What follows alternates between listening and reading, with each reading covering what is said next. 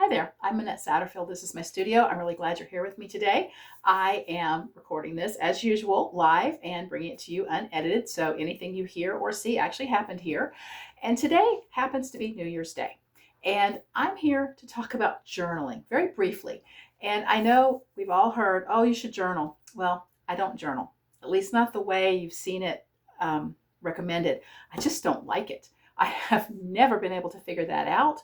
I've tried so many different ways over the years, and I have so many either just barely started or really not finished journals that I finally just give up. But I have found two things that work for me, and I want to share them with you, and hopefully it may make journaling a little more accessible for you. It's an ephemeral way of doing it. I have two things I do.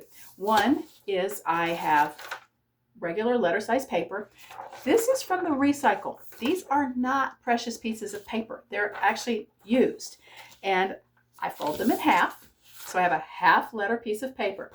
It's important for me anyway. The half letter part was important because I couldn't even keep up with a whole letter sheet. And so what I do is I will sit down most every day.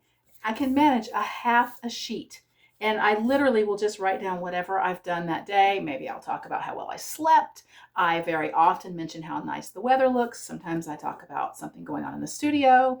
Sometimes I write about things that have happened, in my life that I'm not happy about. Or if I'm happy, that's on there too. So what I end up with is a half letter sheet. That's it.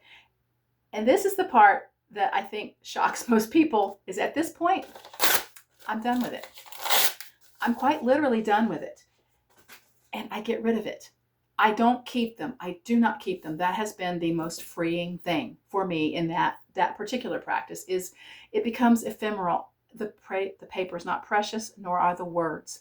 The other thing I do that is also an ephemeral type journaling process that's it's related to my art practice is I journal as a base in quite a few pieces of my work.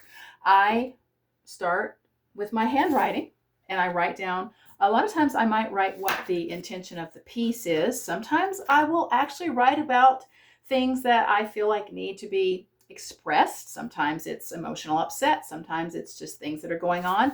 It does not matter. I put that down on this piece of paper and it puts that energy there. And then this is the important part.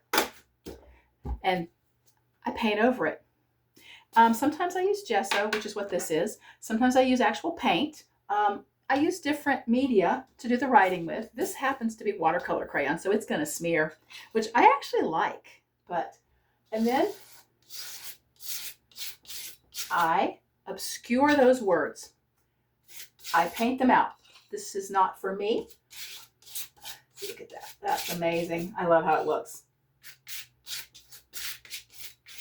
So I paint all that out, and then that gives me a fresh surface that has some interest to work with, and then I go ahead and develop the painting from there.